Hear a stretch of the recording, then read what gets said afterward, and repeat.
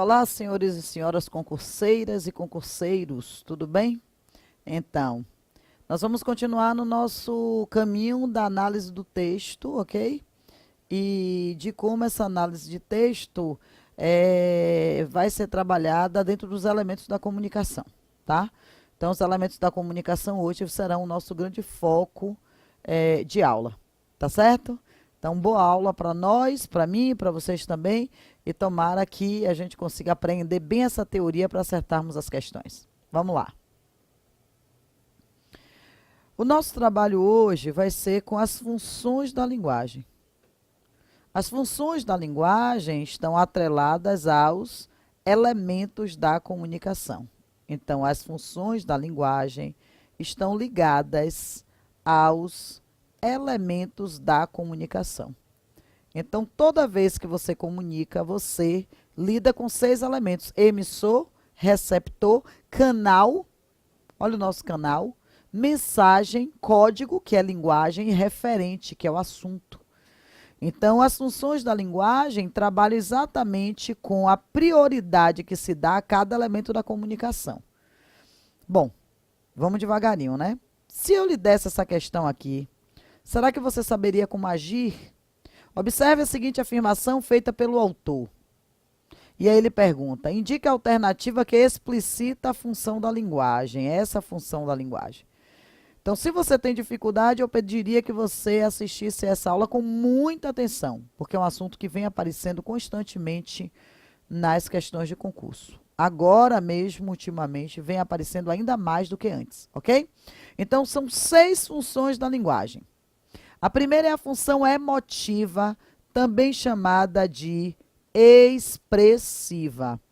A função emotiva ou expressiva ocorre toda vez que no texto a emoção do emissor fica em evidência. Então, eu vou falar de mim mesma enquanto ser sentimental. O emissor vai falar de seus próprios sentimentos. Então, a primeira pessoa fica em evidência.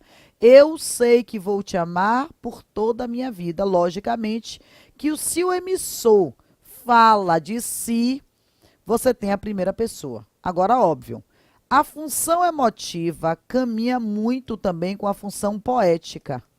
Porque toda vez que o emissor fala dos seus sentimentos, ele termina empregando os recursos da linguagem conotativa. Então, é comum a função emotiva e a função poética caminharem lado a lado. Primeira função, função emotiva, é a função do emissor, é a função do eu. Segunda função é a função apelativa ou conativa. Enquanto a emotiva fala do eu, a apelativa tenta induzir o receptor, que é você. Quando eu digo preste atenção, fique atento, estude, eu estou tentando induzir você, eu estou tentando influenciar você a um determinado comportamento. Adriana Calcanhoto diz: entre por essa porta agora, diga que me adora, você tem meia hora. Então, observe que o elemento central é o receptor. O elemento mais importante é o receptor. Então, é muito comum os verbos indicando ordem e, principalmente, os pronomes de segunda pessoa em predominância. Você é muito importante. Você precisa mudar. A propaganda trabalha muito com a função apelativa, a publicidade. Se você não adquirir este produto, se arrependerá. Ok? Então, emotiva é a função que lida com o eu. Apelativa é a função que tenta induzir o receptor a um comportamento. Poética ou conotativa é aquela que usa a linguagem como um símbolo. Você diz uma coisa para dizer outra. Encontrei a chave do problema, não é chave, é solução. Então, toda vez que você utiliza a função conotativa, a metáfora é muito empregada, as figuras de linguagem, há o uso de figuras de linguagem. A vida vem em ondas como o mar, no indo e vindo do infinito. Isso é uma metáfora, isso é simbologia. é usada constantemente com a função emotiva. Função poética e função emotiva caminham paralelas. Então, emotiva, o sentimento do eu fica em evidência. Apelativa, a tentativa de influenciar o receptor. Quando eu tenho a função poética, eu tenho a palavra simbolicamente usada. Então, função emotiva e poética caminham juntas. Eu posso ter uma poética sem emotiva? Posso, desde que o sentimento do emissor não apareça. Textos parnasianos são poéticos, mas não são emotivos. Os parnasianos evitavam sentimentalismo no poema. Quarta função, referencial ou informativa. Essa é a mais fácil de você perceber, junto com a emotiva. Ela é oposta à emotiva. A preocupação é apenas transmitir uma informação a partir da realidade. Você vai ler e compreender. O texto é objetivo e é claro. Há o emprego da denotação. Conotação é símbolo, denotação é a palavra no sentido do dicionário. No dia 7 de setembro, comemora-se a independência do Brasil. Isso é informação. Você tem muito isso no livro didático, nos telejornais. Informatividade. Ó, textos científicos, jornalísticos, as correspondências oficiais. Porque a pretensão é não ter conotação nem emotividade e nem seduzir o receptor. É apenas informar. Por isso, informativa ou referencial. Emotiva lida com o eu. Poética usa a palavra como símbolo e os recursos da linguagem. Apelativa tenta induzir o receptor. Referencial informa. Aí você tem a fática, que é mais simples, porque a fática se preocupa apenas com o canal da comunicação, com o contato. Toda saudação e toda despedida são fáticas. Oi, tudo bem? Como vai? Olá, como vai? Eu vou bem, e você? Chico Buarque. Olá, como vai? Eu vou indo, e você? Tudo bem? Tá? Então, a preocupação da função fática é abrir o canal da comunicação, mantê-lo e testá-lo. Quando você está conversando com uma pessoa e diz, viu? Entendeu? Tá bom? Isso tudo é fático. Bom dia, boa tarde, até logo, tchau, beijinho, beijinho, tchau, tchau. Então, saudações e despedidas são fáticas. Um detalhe da função fática, ela não tem informatividade, ela não tem teor. Ela só vai, quando eu abro a aula e digo, oi gente, olá pessoal, vamos lá, tudo bem com você? Isso é função fática. A preocupação é apenas em manter o canal aberto ou fechar o canal. Ao telefone, quando você diz alô, é uma função fática.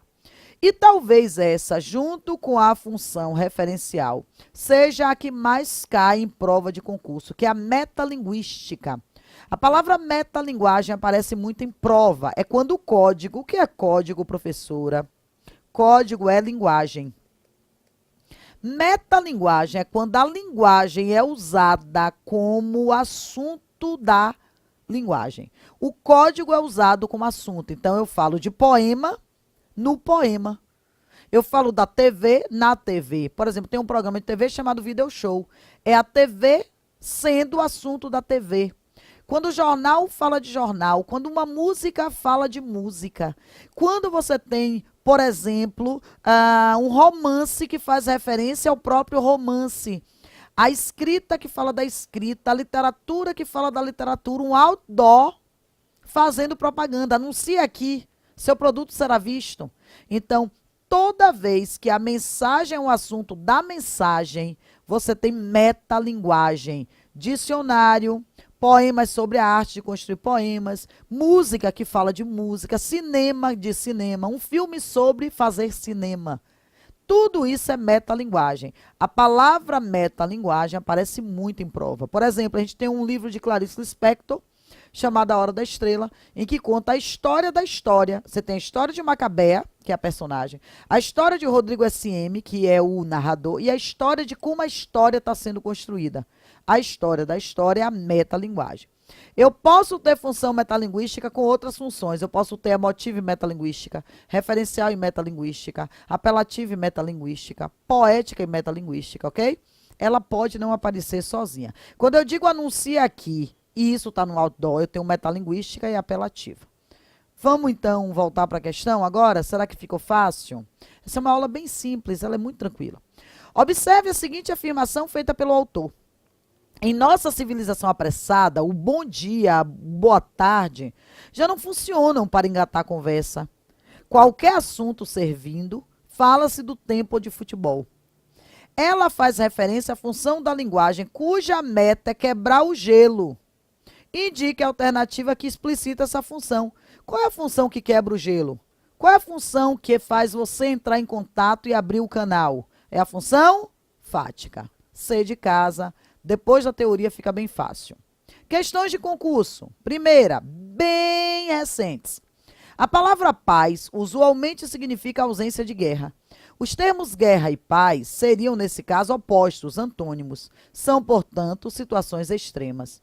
E estão, de fato, situadas em polos opostos. Mas entre uma e outra existem estágios intermediários. No segundo parágrafo do texto, que é esse aí, predomina que função? Ó, tá bem na cara, né? Ele está usando o texto para falar dos recursos da antítese. A palavra paz usualmente significa ausência de guerra, entende? Ele está trabalhando a palavra pela palavra, função metalinguística. Não é emotiva porque não tem eu, não é conativa porque não tenta seduzir o receptor e não é poética porque não usa a linguagem como símbolo. Vamos fazer mais uma questão de concurso recente, ok? Coloque V para as afirmativas verdadeiras e F para as falsas, tendo em vista o anúncio publicitário abaixo. Segundo a pesquisa Ibope, pelo número de pessoas, pelo número de destinos, a maioria das pessoas prefere a TAM. E agora vai preferir pelos preços também. Eu peguei apenas a proposição que fala de funções, ok? Porque é de código. Pelo número de destinos, qual seria a sua escolha entre as companhias nacionais, entre as companhias aéreas nacionais? Se é sua escolha, ele está se referindo ao receptor. Toda vez que o texto faz referência ao receptor de forma direta, querendo uma resposta, é apelativa. Nesse enunciado, prevalece a função apelativa da linguagem, porque busca convencer o destinatário da mensagem de modo persuasivo. Proposição verdadeira. Eu realmente espero que você tenha compreendido. Esse assunto é muito tranquilo, eu gosto muito desse assunto. Eu torço sempre para que ele caia, porque quem estuda acerta a questão. Bons estudos e até a próxima aula.